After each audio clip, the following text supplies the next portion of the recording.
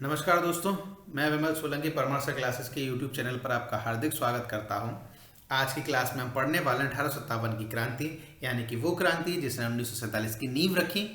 तो आज हम देखेंगे क्लास में ये क्रांति क्यों हुई, कैसे हुई, कहाँ हुई और इसके परिणाम क्या निकले, और इस क्रांति ने अंग्रेजों की हुकूमत को किस तरीके से हिलाने का काम किया सबसे पहले, और सारे के सारे देशवासियों के बीच यानी भारतीय देशवासियों के बीच जाति पात धर्म सारे बंधनों को तोड़ करके राष्ट्र प्रेम की भावना को उदय किस तरीके से हुआ, वो सारी बातें हम इस स्लाइड में जानने की कोशिश करेंगे।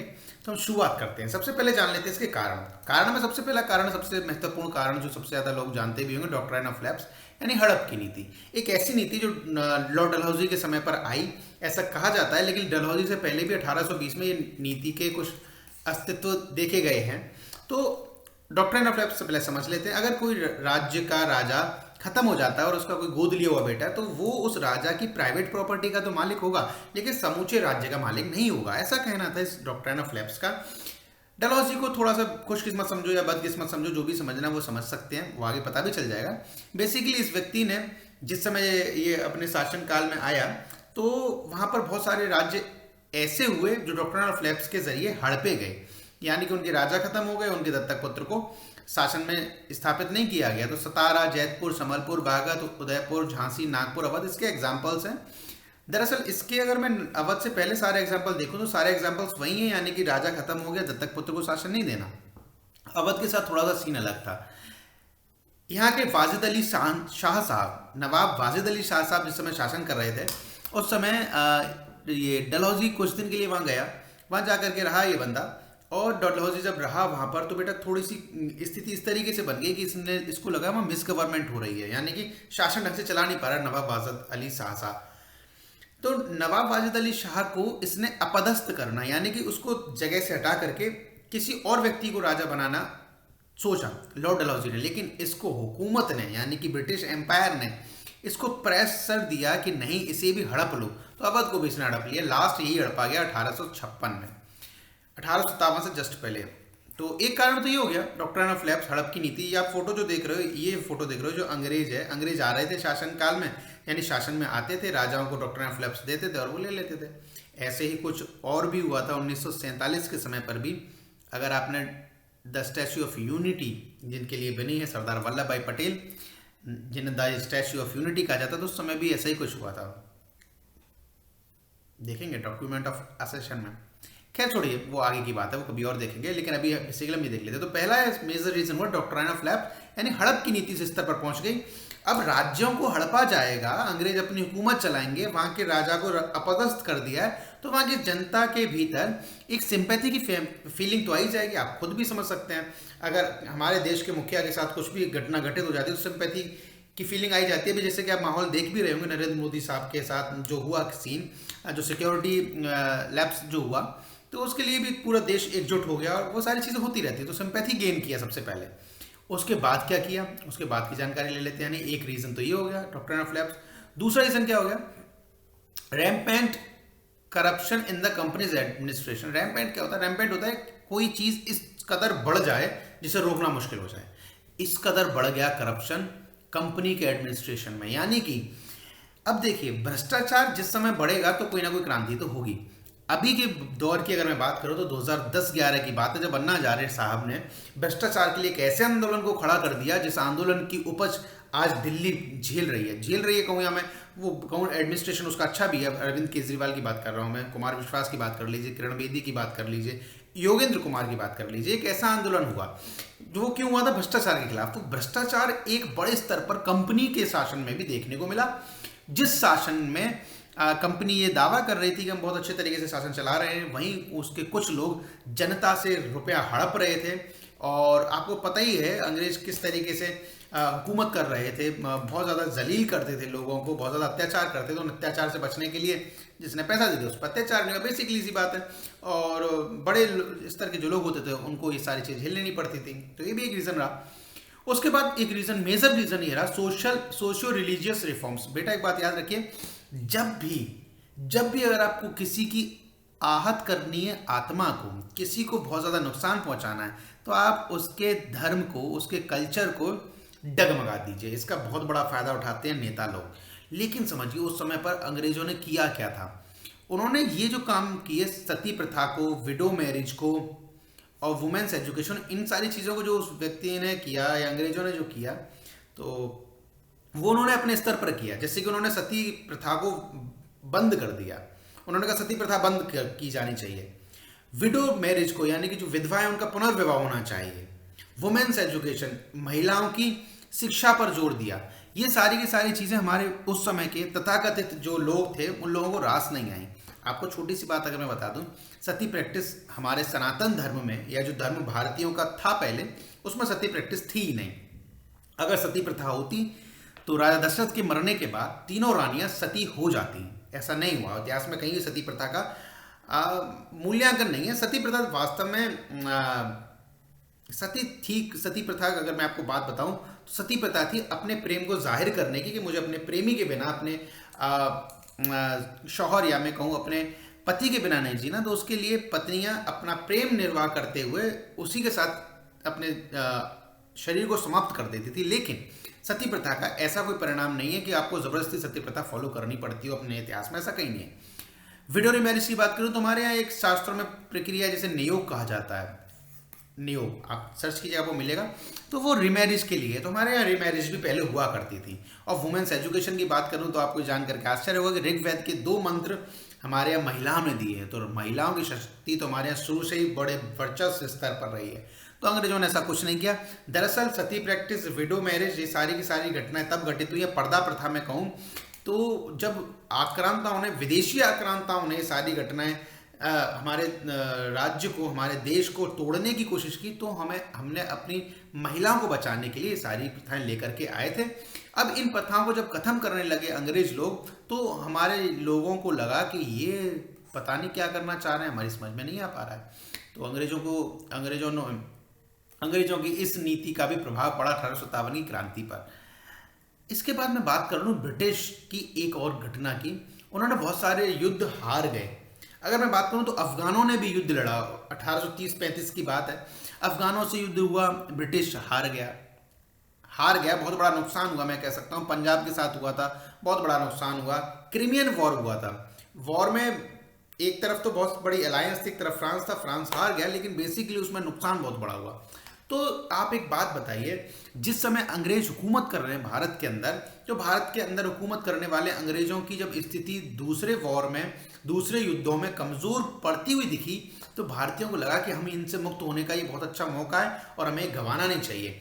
क्यों मुक्त होना चाह रहे हैं? क्योंकि इन्होंने हमारी सारी की सारी प्रथाओं को बंद कर दिया है, इनके यहाँ भ्रष्टाचार बहुत ज़्यादा है, ये हड़प की नीति ले आए हैं। ये सारे रीजंस थे जो बेसिकली सारे के सारे देशवासियों को एकजुट होने पर मजबूर कर रहे थे।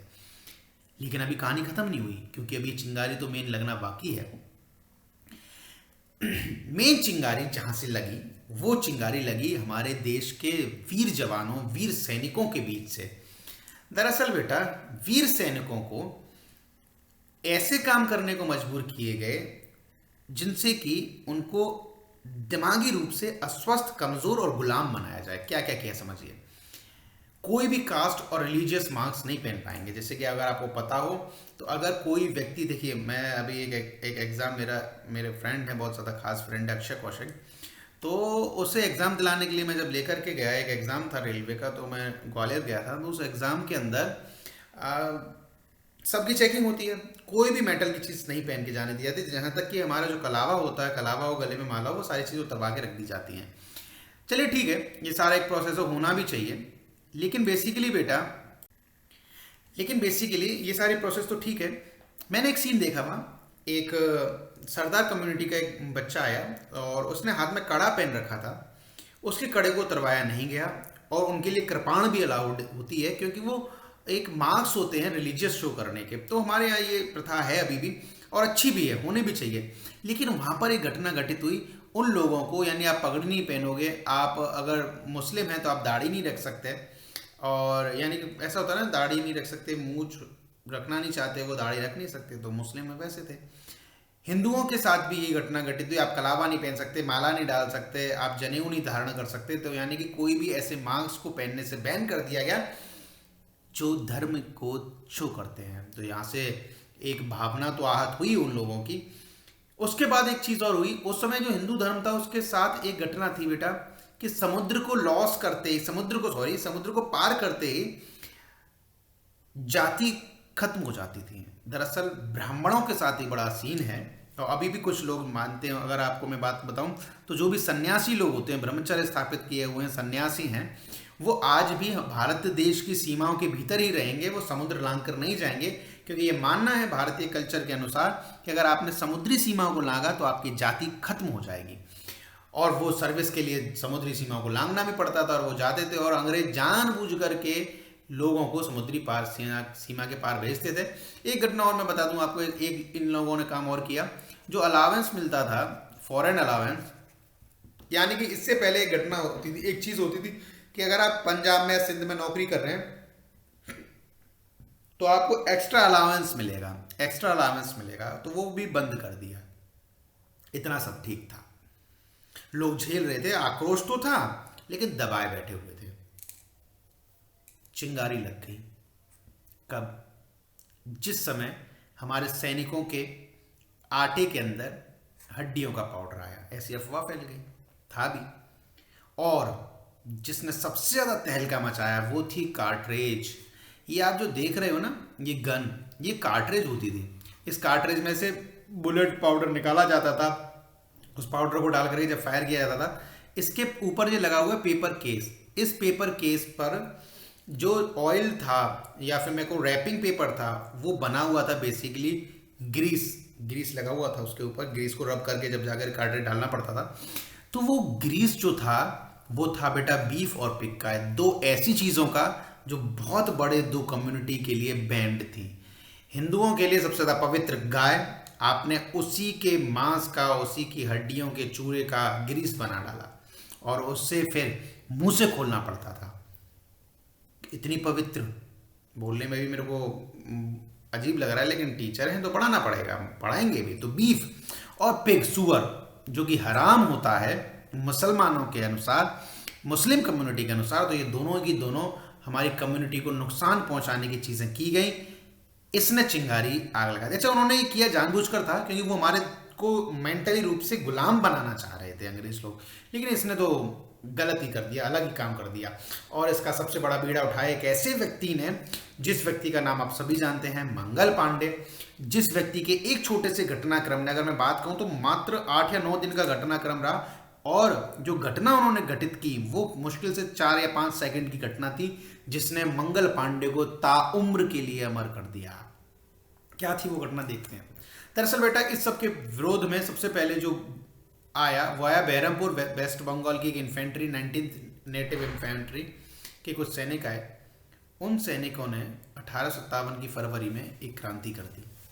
1857 की फरवरी में एक क्रांति कर दी, और इन सैनिकों ने उस क्रांति के जरिए अंग्रेजों को धूल चटाने की कोशिश की, जिसे मार्च में रोक दिया गया। मार्च आते आते 34वीं नेटिव इन्फेंट्री, ये एक सवाल था जो कौन बनेगा करोड़पति में 1 करोड़ के लिए आता है, अभी दिखाऊंगा अगली स्लाइड में। 34वीं नेटिव इन्फेंट्री के एक सैनिक मंगल पांडे ने एक काम किया। मंगल पांडे, पांडे से समझ सकते हैं ब्राह्मण जाति, और गाय का मांस या गाय का जो ग्रीस है वो, और ब्राह्मण जाति, आप समझ सकते हो कितना बड़ा आग लिए बैठे होगा ये बंदा। तो मंगल पांडे साहब ने 29 मार्च को बैरकपुर, ये भी वेस्ट बंगाल में है, इसमें अपने सर्जेंट मेजर को गोलियों से उड़ा दिया। इस घटना ने मंगल पांडे को ताउम्र अमर कर दिया बेटा। इस घटना के बाद 29 मार्च को पकड़ लिया गया। 8 अप्रैल को फांसी के फंदे पर झूल के मंगल पांडे साहब, लेकिन मंगल पांडे साहब ने उस समय एक बात कह दी, हमारी आज़ादी के लिए लड़ाई एक चिंगारी है जो भविष्य में विकराल रूप लेगी, और उसने लिया 1947 में, लेकिन 8 अप्रैल के बाद 1857 में भी विकराल रूप लिया, वो भी देखेंगे। तो यहाँ से बिगुल बजना स्टार्ट हुआ। 8 अप्रैल को उनको फांसी दे दी गई। अभी कहानी पूरी नहीं हुई। 8 अप्रैल के बाद का वक्त आता है और आती है 24 अप्रैल। ये वो सवाल है 1 करोड़ का, जो कौन बनेगा करोड़पति में पूछा गया मंगल पांडे को लेकर के। आप भी जाइएगा, बहुत सवाल ऐसे पूछे जाते हैं। 24 अप्रैल को 19 लोग 3rd नेटिव कैवेलरी के, उन्होंने भी मना कर दिया, हम ये कार्ट्रिज इस्तेमाल नहीं करेंगे, और उन 90 लोगों में से 9 मई को यानी 24 अप्रैल को मना किया, 9 मई को 85 लोगों को डिसमिस कर दिया गया और 10 साल की जेल के लिए भेज दिया गया। जेल के लिए तो भेज दिया गया, लेकिन इसने और ज़्यादा तहलका मचा दिया वहाँ के लोगों के भीतर। ये तो देख रहे हो आप, विद्रोह है, ये विद्रोह की अग्नि है। उन्होंने और बड़ा तहलका मचा दिया बेटा, और उस तहलके ने एक विकराल रूप लिया। उन सारे के सारे जितने भी सैनिक थे वो एकजुट हुए, उन्होंने जाकर के 85 सैनिकों को मुक्त कराया और वहाँ पर सारे के सारे ऑफिसर्स को मार गिराया, और यहीं से बिगुल बज गया 1857 की क्रांति का। 24 अप्रैल की इस घटना से, घटना तो पहले 23 मार्च को भी हुई है, उससे पहले भी हुई है फरवरी 1857 में, लेकिन मेन बिगुल जो बजा वो बज गया 24 अप्रैल से। अब यहाँ से घटना अगला रुख लेती है। इस घटना ने बड़े स्तर पर बढ़ना स्टार्ट किया। अवध में, दिल्ली में, कानपुर में, अलग अलग जगह पर अलग अलग लोगों ने मोर्चा संभाला। अवध की बात करें तो अवध के में सारे के सारे सिविलियंस जितने भी थे, किसान लोग थे, वो सब ने गए एकजुट होकर के, और जितने भी लैंडलॉर्ड्स थे, जितने भी मनी लेंडर्स थे, यानी कि जो ब्याज पे लाला लोग जो हुआ करते थे, उनके सारे के सारे बही खाते जला दिए बही खाते। कोई रिकॉर्ड ही नहीं रहा, किसी को पैसा नहीं देना, सब ने फायदा उठाया। इस क्रांति ने इसने बड़े स्तर पर पहुंच गई कि अंग्रेजों के पैर कांपने लग गए। दिल्ली की बात करें तो दिल्ली में बहादुर शाह को बहादुर शाह जफर मैं कहूँ तो वो मुगलों के अंतिम शासक थे। बहादुर शाह जफर के पास गए जनरल बख्त खान बरेली से बहुत सारे सैनिकों की टुकड़ी लेकर के। जनरल बख्त खान अंग्रेजों के ही सैनिक थे, लेकिन उन्होंने बहुत बड़ी टुकड़ी लेकर के बरेली से दिल्ली की तरफ कूच कर दी, और दिल्ली में बहादुर शाह को अपना अध्यक्ष मान लिया कि आप ही अध्यक्षता करेंगे 1857 की क्रांति की। और एक क्रांति बड़े स्तर पर बढ़ने लग गई, लेकिन जैसे जैसे क्रांति बढ़ रही थी, वहां पर दबाने के लिए, इस क्रांति का सप्रेशन करने के लिए अंग्रेजों ने भी पैक कस लिए थे। उन्होंने लेफ्टिनेंट विल्लोबो को, होडसन को, निकोलसन को, इन सबको लगा दिया दिल्ली में क्रांति रोकने के लिए, और 20 सितंबर को ये क्रांति दिल्ली में रोक ली गई, 20 सितंबर 1857 को। कानपुर में भी एक जगह पर बहुत बड़ा माहौल क्रिएट हुआ। नाना साहेब जो बालाजी विश्वनाथ द्वितीय के जो पेशवा हुआ करते थे, बालाजी पेशवा, मराठाओं के सैनिक जो हुआ करते थे, दरअसल मंत्री उन्हें पेशवा कहा जाता था। तो जो अंतिम पेशवा थे उनके दत्तक पुत्र थे नाना साहेब। इन नाना साहेब ने तात्या टोपे के साथ मिलकर के कानपुर में मोर्चा संभाला। दरअसल बेटा नाना साहेब ने पुणे से भाग करके गए थे कानपुर, और पुणे में अपनी जागीर को छोड़ करके कानपुर पहुंचे, और क्योंकि ये भी दत्तक पुत्र थे तो इनके साथ भी वही सीन होने वाला था डॉक्ट्राइन ऑफ लैप्स का, तो ये भी बहुत ज़्यादा खौफ खाए हुए थे, और ये गए। तात्या टोपे और नाना साहेब दोनों ने मिलकर के मोर्चा संभाला कानपुर में, और मोर्चा ही नहीं संभाला, सर ह्यू व्हीलर जो आप देख रहे हो, इस बंदे को, इनके अंग्रेज को किडनैप किया, मार करके कानपुर में भी बिगुल बड़े स्तर पर चला दिया। लेकिन जिस समय युद्ध होने लगा, अंग्रेजों ने अपना नया सैनिक भेजा, सर कॉलिन कैंपबेल ने 6 दिसंबर 1857 को नाना साहेब को हराया, और यहाँ से तात्या टोपे भाग गए, और तात्या टोपे भाग करके गए झांसी की रानी लक्ष्मीबाई के पास। तो पहले बात कर लेते हैं झांसी की। झांसी में रानी लक्ष्मीबाई मोर्चा संभाली हुई थी, उनका दत्तक पुत्र था, आप सभी जानते हैं, और हड़प की नीति के जरिए इनका राज्य को हड़प भी लिया गया। तो रानी लक्ष्मीबाई के साथ पहुंच गए तात्या टोपे साहब, और सर ह्यू रोज नाम के व्यक्ति ने रानी लक्ष्मीबाई को युद्ध के दौरान हराया और झांसी को दोबारा से कैप्चर कर लिया जून 1858 में। सर ह्यू रोज ने दोबारा से कैप्चर कर लिया, लेकिन तात्या टोपे यहाँ से भी बच करके भाग गए, और तात्या टोपे भाग करके जंगलों में चले गए। और जंगलों में कहा यह जाता है कि 1859 के तकरीबन 1 साल बाद 1859 में सोते हुए तात्या टोपे को पकड़ा गया और मार दिया गया, मौत की घाट उतार दिया गया। गूगल आप जब करोगे तो गूगल पे आपको एक चीज़ और मिलेगी तात्या टोपे के फेवर में, कि यही तात्या टोपे भाग करके अंग्रेजों के हिसाब से मरे नहीं थे। गजानन महाराज जो महाराष्ट्र में बहुत ज़्यादा फेमस है, वो गजानन महाराज जो बना वो व्यक्ति तात्या टोपे थे। आप देख सकते हो गूगल पे मिलता है कई जगह, मैं फैक्चुअल चीज़ है या नहीं मैं नहीं मानता, लेकिन चलिए जो भी है। लखनऊ में मोर्चा संभाली हुई थी, बहुत बड़ा स्तर पर, अगर मैं कहूँ बहुत बड़ा व्यक्तित्व था ये, बेगम हजरत महल साहब। इन्होंने लखनऊ में मोर्चा संभाला। सर हेनरी, इनकी भी मृत्यु हो जाती है, इनको भी मार दिया जाता है। Henry Lawrence, brigadier English, Henry Havelock, James Outram, sir Colin Campbell and Gorkha regiment. एक बात याद रखिए, 1857 की क्रांति में भारतीय बहुत सारे लोग ऐसे भी थे जो अंग्रेजों का साथ दे रहे थे, जिसमें से सबसे पहले नंबर पर मैंने आपको बताया गोरखा रेजिमेंट। अगर आप आपके घर में से कोई आर्मी मैन है तो आपको पता होगा गोरखा रेजिमेंट एक रेजिमेंट है। तो मार्च 1858 में लखनऊ को भी कैप्चर कर लिया गया। बेटा एक बात याद रखिएगा, लखनऊ को कैप्चर करने के लिए इतने सारे लोग लगे। सर हेनरी को तो पहले मार दिया गया था, लेकिन फाइनली जो कैप्चर हुआ सर कॉलिन कैम्पबेल ने कैप्चर किया, क्योंकि बाकी ये सारे लोग लखनऊ पर हुकूमत पाने योग्य थे नहीं, वो बहुत बड़े स्तर पर हुकूमत नहीं कर पाए। झांसी की बात मैंने बता दी। बनारस की बात मैं बता दूं, बनारस का एक बहुत बड़ा विद्रोह था, विद्रोहियों का तबका था। कोई लीडर तो ऐसा कोई बड़ा खास लीडर था नहीं बनारस में, लेकिन विद्रोहियों का तबका था जो तहलका मचाने पर लगा हुआ था, रेबेल कर रहा था, विद्रोह कर रहे थे। तो कर्नल नील साहब ने 1859 में बनारस को भी कैप्चर कर लिया। यानी कि आप एक बात समझिए, ये सारे कैप्चर इसलिए हो पा रहे हैं, कोऑर्डिनेशन नहीं है, सभी ने एक साथ नहीं लड़ा। लखनऊ में कोई लड़ रहा है, कोई कोऑर्डिनेशन नहीं है। झांसी में कभी लड़ी जा रही है, फिर बनारस में जा रहे हैं, कानपुर से भाग गए तांत्या टोपे जी वो झांसी में जाकर के। यानी किसी का भी राइट टाइम नहीं था। तो अंग्रेजों को भी टाइम मिल रहा था, सर कॉलिन कैम्पबेल यहाँ भी लड़ रहे हैं, सर ह्यूरोज यहाँ भी लड़ रहे हैं, वहाँ भी लड़ रहे हैं, अंग्रेजों को प्रॉपरली टाइम मिल पा रहा था।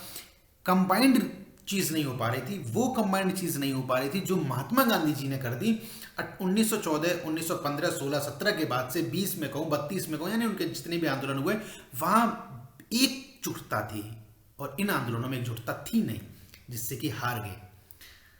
खैर आगे की और बात कर लेते हैं। ये थोड़ा सा देख लीजिए, ये मैप है। इस मैप में मैं कहूँ, अच्छा कई लोग मेरठ मंगल पांडे को मेरठ से जोड़ते हैं, कोई ऐसा उद्देश्य नहीं मंगल पांडे को मेरठ से जोड़ने का। दिल्ली है, बरेली है, लखनऊ है, फैज़ाबाद, कानपुर, झांसी, ये सारी एरिया ऐसे हैं बेटा जहाँ पर 1857 की विद्रोह ने बहुत बड़े स्तर पर काम किया। यहाँ के लीडर मैंने यहाँ फोटोज़ में बना दिए हैं, आप देख सकते हैं। बहादुर शाह साहब, लक्ष्मीबाई, तात्या टोपे, ये अभी आएंगे अवध के, बेगम हजरत महल, ये सारे के सारे लोग हैं जिन्होंने अपना अपना मोर्चा संभाला। आगे की बात करते हैं, कुछ जगहों की और बात कर लेते हैं। बागपत में एक व्यक्ति ने और मोर्चा संभाला जिसे गुमनामियों के पन्ने पर रख दिया जाता है बागपत में। इस व्यक्ति का नाम था शाहमल।